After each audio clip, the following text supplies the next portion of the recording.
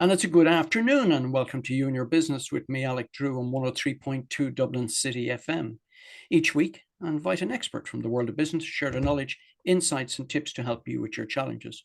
If there's a topic you'd like covered, or if you feel you can make a contribution, please email me at yourbusiness@dublincityfm.ie, and perhaps we'll be having a chat here one day soon. My guest today owns NetworkMe, which incorporates Ignite Bsuiness Network.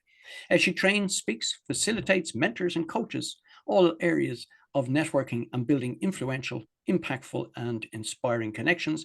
And she's also a qualified life, business, and executive coach. I'm delighted to welcome Jean Evans to the You and Your Business studio. Hiya, Jean. Hi, Alec. It is a pleasure to be here. And it's a pleasure to have you here. And there's a lot to discuss, so I'm going to get straight into it. And I'm going to take you to your last year in school.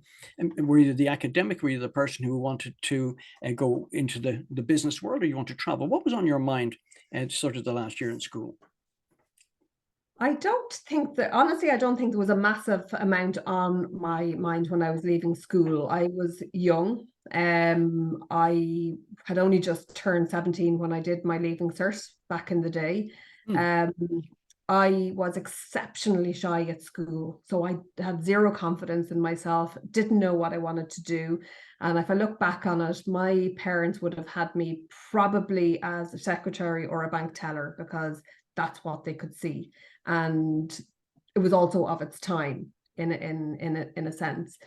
But as it happens, I didn't get enough. I applied through the CAO, but I didn't get enough points on the first round, but I did on the second round. Okay. But made a decision to defer college, going to UCD to do arts, and I did a bilingual secretarial course. All right. That stood me in good stead because I learned to touch type, which meant I had a competitive advantage right throughout my working career and through college and stuff like that. So that I have zero regrets. If anything, now when it comes to my kids sort of coming on, one of the things I'm going to get them to do is do a typing course because it's just such a great skill to have. It's a bit like driving a car. It's a skill you have, you learn it, you don't forget it. You have it. And I tell you, it's a great skill. I took a course like that earlier this year, and I'm still persevering with it, badly, slowly, but I need to push myself. Okay, so that's great. But also there's sort of language in your life and also in your family. So this is going to have an influence going forward. It absolutely is. So I was telling you before we went before we came live. So my German teacher, I did the intercert because I am that old. My German teacher had sex and got pregnant, and it was the best thing she ever did. And if I ever saw her again, I would congratulate her. Thank you very much for doing that, because she was a diabolical teacher. And what happened was, a colleague of mine in school, another student, his mum is German. She came in and taught us for the last 2 months, and I learned more in 2 months in German than I had in 3 years with this other teacher. And what that untapped was I have an aptitude for languages, which I never knew I had. Wow. Which then meant I went on to do German for my leaving cert. But also within the family history, my grandfather was a linguist and spoke Latin, Greek, Hebrew, German. He'd been learning lots of different languages. And in the 1960s and 1965, he had got a scholarship to the Italian Institute to go to Italy because he'd been learning Italian, and he never got to go. And there was something in there that had planted a seed within me. So when I went to UCD, then I studied German, linguistics, and Italian in my first year. German literature, which arts is obviously very literature heavy, is quite heavy. So I decided to drop German, and then I majored in Italian and linguistics, as it happens. In between that, went to Erasmus on my third year. Yeah. And so I ended up living, as a result of all of that, then ended up living in Italy for 6 years between Turin and Milan. And I think all back to Mrs. Redmond. Oh, thanks. Thank God for her predilections to becoming pregnant. Fantastic. That was great. I mean, just before that, I know your family had a sort of print business, so you were involved in that and sort of interacting with customers as well. So that must have been some sort of nice experience to have just at a very young age. It is. Do you know what? I used to, and I suppose it's one of those things, you look at the value and how your life is played out. My dad had his own business, and he had a print works in Bray. behind what is now, I think it's the Super Value, but it used to be Super Quinn. And behind that, he had a factory right on the Dargle. And then years later, he opened a shop up in Florence Road called DP Stationers. So I used to go in and dust the desk and hoover and do little jobs from the age of 12, and I get my few pence. And then from 15 years of age, things you can't do now, at 15 years of age, I worked every Saturday, all of the holidays, right up to my last year in college. And while I was exceptionally shy and painfully shy, when I got into that mode, I was able to interact with people. So it was my first foray into, what I didn't know was customer service, into interacting with people, in having conversational skills. And a lot of it was around, it was pre-computers, but it was the time of, we would sell Brother typewriters. So having to get the typewriter down and do a demonstration, how to use the typewriter and all of that sort of stuff. So I could do all of that sort of stuff. And it gave me confidence in starting to be able to connect and speak with people. But what people misplace, and I found this later in life and later in my career, when you're talking about something, a product, a service, making a presentation, it's about how well you articulate and communicate a message, but it's not personal. It's not about you. And the difference to what I do now is networking is intensely personal. It's intensely nuanced, and it's all about you. And there's a very different reliance, but unbeknownst to myself, it started giving me a bit more confidence because I was exceptionally shy. Yeah, no, it's great, and certainly your love of languages, and also what happened within the family. But that was going to take you abroad, so that was quite interesting. It was. So I did Erasmus. I mentioned that I did Erasmus in Turin, which was fantastic, and I met a boy. So when I came back and I finished college, literally the week after I graduated in the June, I moved over to Italy and moved back to Turin. But before I had moved over, I did an interview with IBEC to be on the European Orientation Programme. And I got some offers in Italy. But because I had just moved over to Turin to be with my boyfriend at the time, I didn't want to move to another destination. But Sure. an offer came up to go to Board Folce in Milan. And something intrigued me about that particular offer. I had never thought about tourism as a career, but I did know that I loved to travel. So when I was a student, I used to spend my summers in Germany and Austria. So I had done 2 summers in Germany and 1 in Austria. So literally each year, as soon as I graduated, I would pack my bags, big rucksack, and my hiking boots and my t-shirt and shorts, whatever, and off I would go. So I did 2 near Berchtesgaden, Schönau and Königssee, and then 1 in Seefeld in Austria. And I would do my summers, and at the end I would save all of my tips. I was waitressing, I was chambermaiding, really, really tough work. So make sure you tip people, all the tip, because it's really, really hard work. But at the end of it, I would save my tips, and then I would go and travel to Vienna and to Prague and to Sardinia, and I would go and travel and before I came back to college for the following year. So yeah. Fantastic. Okay, it's great to travel. And if you're just joining us now, you're listening to You and Your Business with me, Alec Drew, on 103.2 Dublin City FM, where my guest today is Jean Evans. I'm going to move you along fairly smartly here because I see time moving on with us. Okay, Board Folce, but you're also with IBEC for a while as well before that. Well, the IBEC thing was the European Orientation Programme. So that's Right, what got okay. me into Board Folce. So I worked with Board Folce. When I started there, I started as travel advisor. So that was dealing with all of the customer queries. I was there for a year, got an extension of a contract, and then the trade representative job came up. So I went for that, got that. So what I was doing was dealing with all of the tour operators, trade shows between Ireland, Italy. We also headed over Greece, Malta and Cyprus as well, which was lovely to be able to get to travel to all of those destinations as well and represent Ireland and sell Ireland and get more operators, including programs to bolster the tourism into the country, which obviously impacts on employment and GDP and all of that good stuff. So I did that for a few years, loved it, traveled an awful lot, did an awful lot of presenting. So this shy girl who used to be pathologically shy, you used to have to get up and do presentations to the tour operators and travel agents. But again, it was the ability to convey a message and communicate my love and my passion for Ireland, which I still have. So after a while, I decided, do you know what? I want to do something different. So I said, I'm going to go to Spain and I'm going to learn Spanish. I'm going to go work in a bar and do whatever. Exactly. Until two Yes. jobs. And in 2001, I had transitioned to Tourism Ireland as part of the peace treaty. So two jobs came up in Tourism Ireland in New York. And I thought, that's interesting. One of them was the same as the job I was doing, and one was business tourism.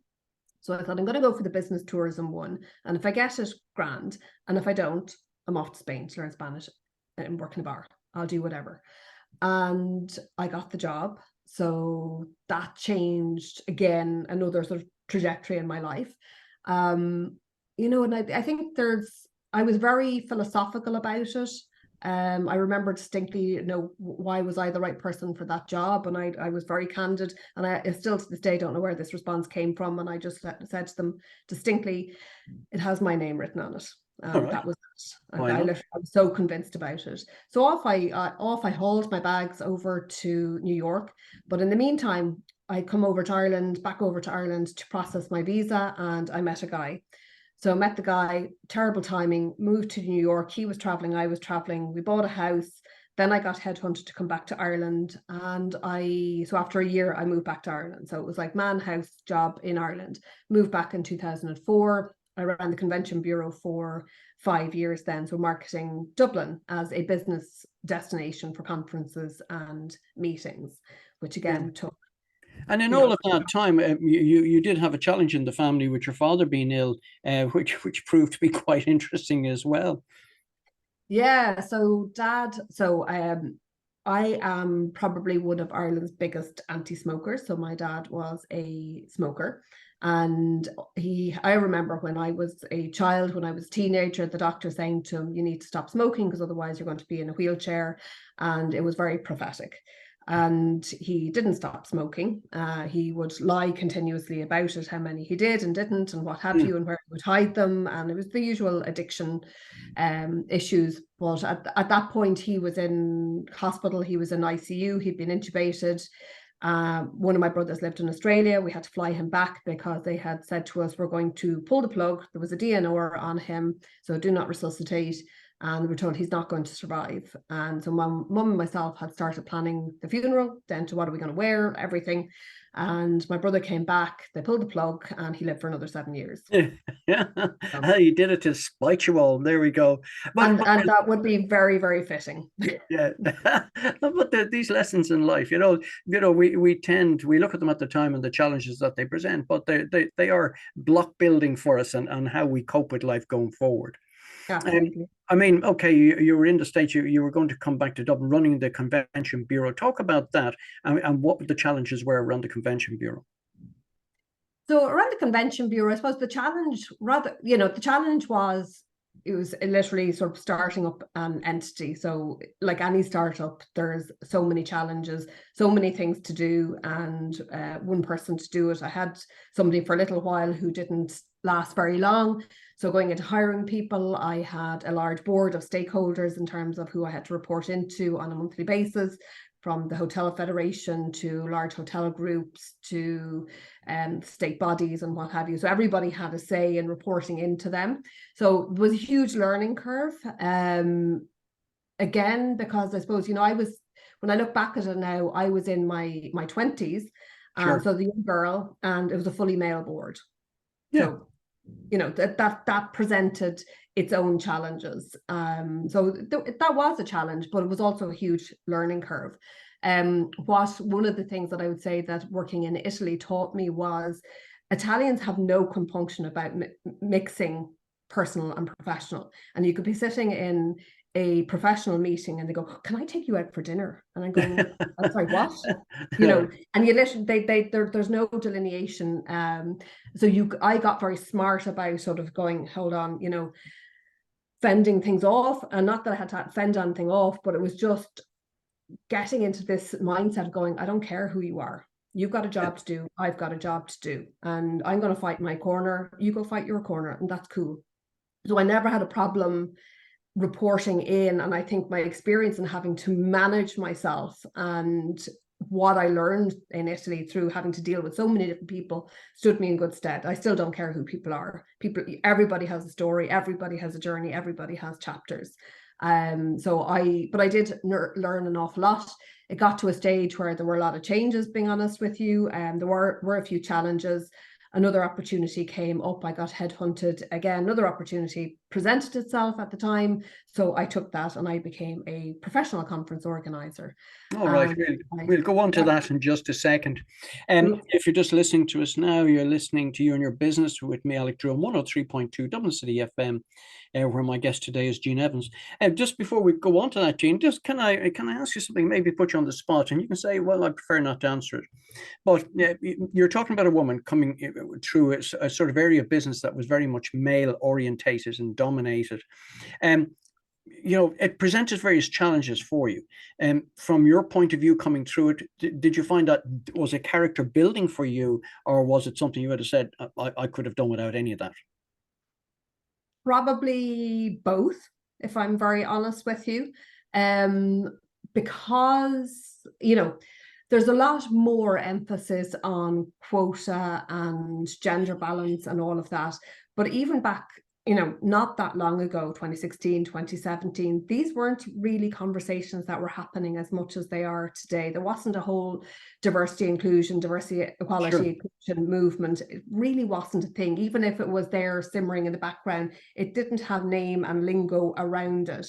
And so for me, I think in terms of my own experiences, when I was pregnant and then went on maternity leave and coming back as the only female going through it, and all of the other people you're dealing with and talking with are men who don't get it because they haven't pushed a human being out of their body. They don't know what you're going through in terms of the confidence dive, the emotional impact, and so many other things. So what I was thrown into was a world I didn't understand because it was new to me. Nobody was compassionate or empathetic to what I was going through. So many things changed, and they made changes without talking to me or including me. You can't. Now, what I would say is, organizations might think they can do that, but you can't do things like that today. It just wouldn't be accepted. But there's a lot more knowledge about what is acceptable and what's not acceptable. So at the time, to answer your question, I was extremely angry. Angry, but I was also very, very loyal. But within all of that, what I've learned since then, I got made redundant off the back of my third maternity leave.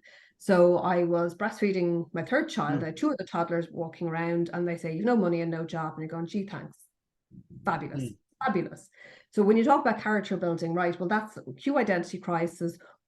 What am I going to do now? Who am I? Where do I go? What's next?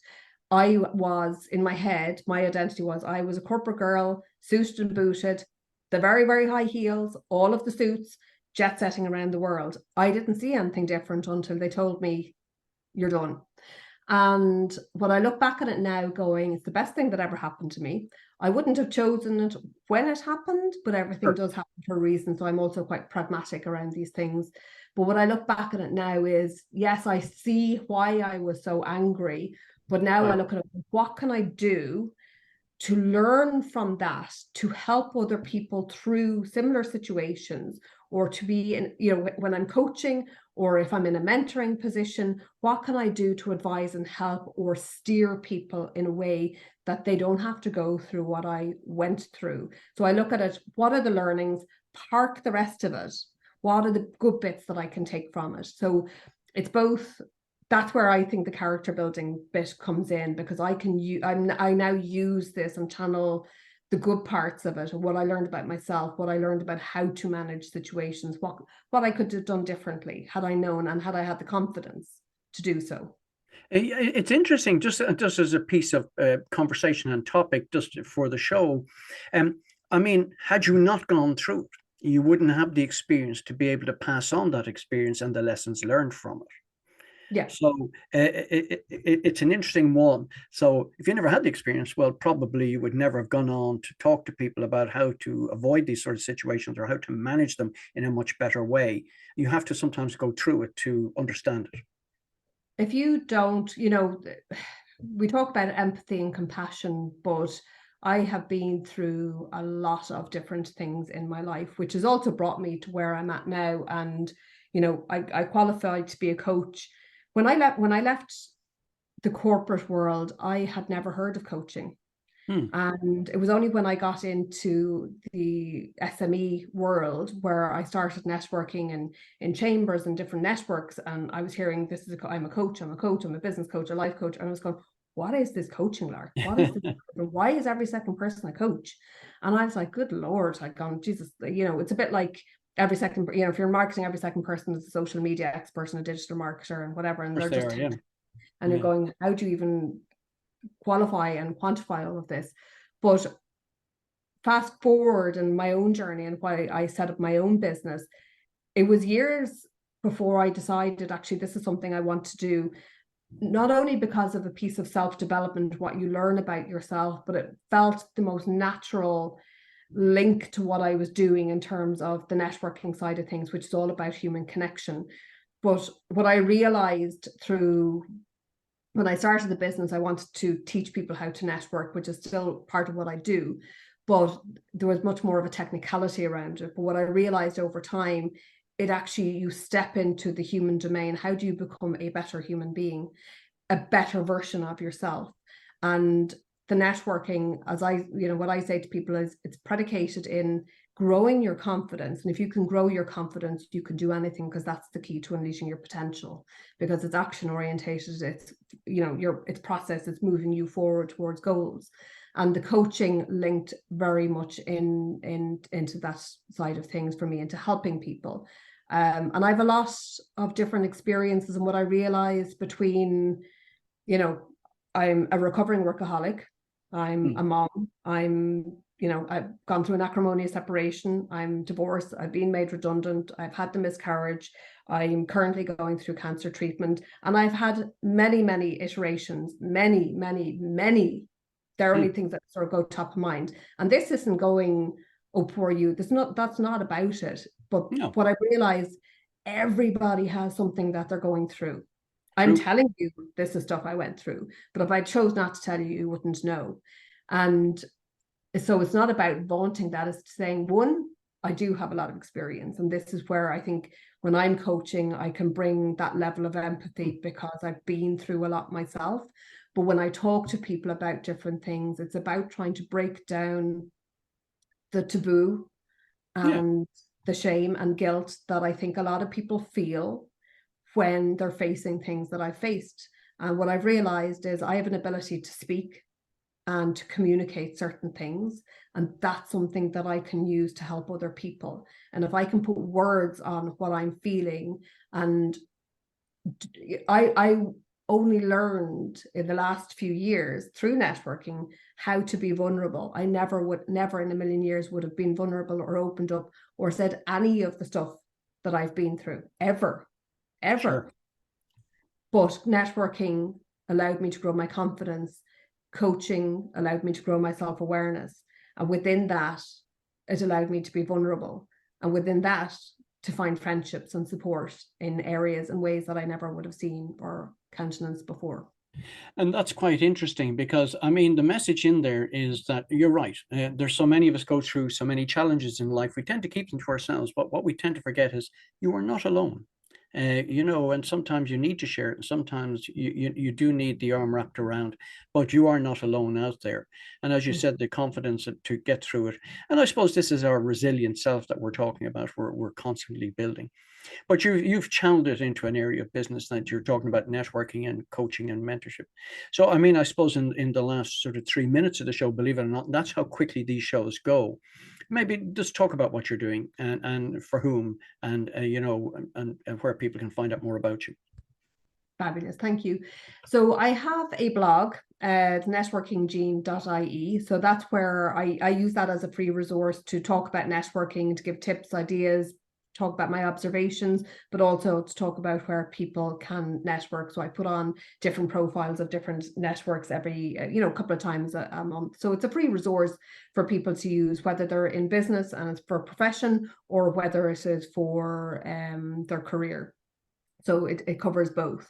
I feel it's a necessary skill. And the reason I set up my business is because I'm what I call the anti-networker. I qualified to be a disc profiler a couple of years ago. And the first thing it said in my own profile was, ironically, I should learn to network. Now, I'd already foreseen that and set up the company and done all of that. But the reason I teach people to network is that I've moved my dial from being a pathologically shy person. Shyness is a social anxiety, and it's something that is still there. I've just learned to manage it, but sometimes it can hit me when I least expect it.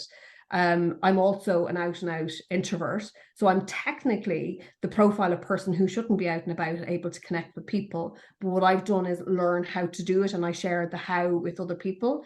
Because what I've realized is that through learning to network, you grow your confidence, and through your confidence, as I said, you untap and unleash your own potential. So people are thinking, well, how can you be shy and an introvert and talk and speak and whatever? And I'm going, because they're different skill sets. I channel different parts of me. And being shy and being an introvert doesn't mean I'm not confident and ambitious. I'm all of that. And that's where human beings are wonderfully complex. But the more you learn about yourself, the better you can do. That all starts with confidence. And when you can start to connect and grow and learn and bring other people into your community and your tribe and your camp, that's when things start to move.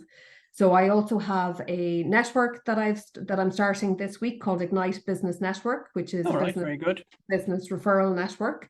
And so that's a dream I've had for a couple of years. So that's starting this year. And I'm nothing if not perseverant, Alec. I'm gathering that. I can tell you, Jean, resilient is the word they like to use today. It is. So give us a couple of we've got about 20 seconds left, just websites where people can find out more about you. So the network is ignitebsuinessnetwork.ie. I'm on social, so YouTube, Instagram, Twitter, Facebook, and LinkedIn. So I'm at Networking Jean is the best place to connect with me and to reach out and book a discovery call if any of the services might be of interest. Okay, well, a special thanks to our guest today, Gina Evans, for coming into the You and Your Business studio. Thanks also to Stephen on sound. The podcast of today's show will be available on dublincityfm.ie from tomorrow. Thank you for your company. And please remember to join me, Alec Drew, again next week at the same time, 1 o'clock, right here on 103.2 Dublin City FM for another edition of You and Your Business. Thanks, Alec. Now, there we go. Stop recording.